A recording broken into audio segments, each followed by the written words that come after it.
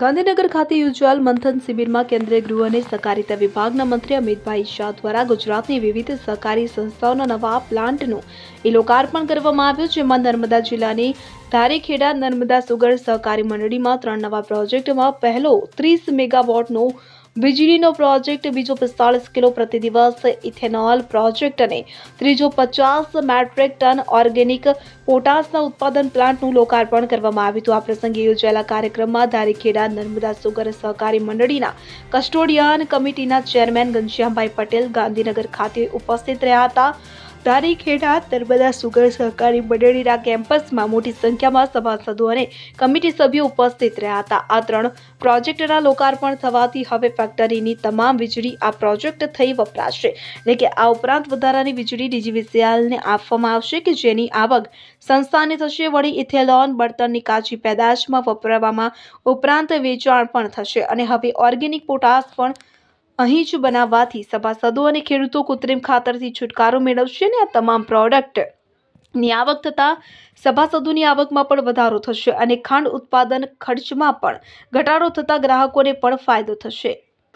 આજ રોજ 17 તારીખના રોજ ગાંધીનગર મહાત્મા મંદિર ખાતે આદરણીય અમિત શાહ સાહેબનો મંથન બેઠકમાં એક આયોજન કરેલું છે। તેમાં નર્મદા સુગરના 3 પ્રોજેક્ટોનું લોકાર્પણ કરેલે છે। આ વિસ્તાર માટે ખૂબ આનંદ અને ગૌરવનો દિવસ છે। 3 પ્રોજેક્ટોમાં 30 મેગાવોટ વીજળીનું ઉત્પાદન કરી અને આપણે એક્સપોર્ટ કરીશું। એમાં 15 મેગાવોટ એક્સપોર્ટ થશે, 15 મેગાવોટ છે તે આપણી ફેક્ટરી, કોલોની અને આપણા ઓન કન્ઝમ્પશનમાં થશે।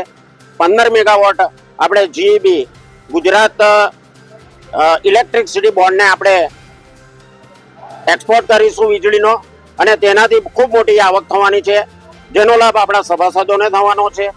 બીજો પ્રોજેક્ટ 45 કેએલપીડી ડિસ્ટિલરી, જે આદરણીય મોદી સાહેબ અને આદરણીય અમિત શાહ સાહેબનું સ્વપ્ન છે કે વધુમાં વધુ દેશમાં ઇથેનોલ બને અને આપણે પગભર થઈએ। જે બહારથી ઇન્ડિયામાં આપણે ખર્ચ કરીએ છીએ તે ઓછું કરી અને આ દેશના ખેડૂતોનું આર્થિક ઉત્થાન થાય એ દિશામાં આપણે એક 45 કેએલપીડી નો પ્રોજેક્ટનું આજે લોકાર્પણ કરેલું છે। અને ત્રીજો પ્રોજેક્ટ આપણે 50 મેટ્રિક ટનનો ઓર્ગેનિક પોટાશ, જે પોટાશ અત્યાર સુધી વિદેશમાંથી આપણે ઇમ્પોર્ટ કરીએ છીએ, તો એ પણ વિદેશમાંથી એટલો પોટાશ આપણે લાવવાનો ઓછો થશે અને આપણે આપણા સભાસદોને આપણે પોટાશ ઓર્ગેનિક આપીશું, જેનાથી જમીન બચશે અને પાકનું ખૂબ જ ઉત્પાદન વધશે અને આપણું હુંડિયામણ પણ બચશે।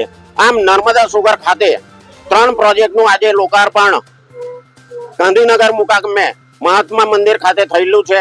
તો આ વિસ્તાર નર્મદા અને ભરૂચ અને નર્મદા સુગર ફેક્ટરીમાં આજે ખૂબ આનંદનો અને આપણે ખૂબ ઉત્સાહપૂર્વક આજનો પ્રસંગ આપણે ઉજવી રહ્યા છે। તો નર્મદા સુગરના સભાસદોને આનાથી ખૂબ આર્થિક રીતે લાભ થવાનો છે અને આ વિસ્તારનો વિકાસ થવાનો છે। માનનીય ચેરમેન સાહેબ પણ આજે ત્યાં અમિત શાહ સાહેબ સાથે લોકાર્પણના કાર્યક્રમમાં છે અને ઇન્ટરનેટથી આજે એનું લાઈવ પ્રસારણ કરી અને અહીંયા પણ નર્મદા સુગરના કેમ્પસમાં 3 જગ્યાએ આપણે લોકાર્પણનો કાર્યક્રમ કરી રહ્યા છે। Narendrabhai Patel, CEO Narmada sugar factory. Deepak Jagtap સાથે CN24 ન્યૂઝ, રાજપીપળા। હવે જુઓ દેશ દુનિયાની તમામ ખબરો તમારી આંગળીના ટેરવે। ઉઠાવો મોબાઈલ અને Google Play Store પરથી ડાઉનલોડ કરો અમારી CN24 ન્યૂઝ મોબાઈલ એપ।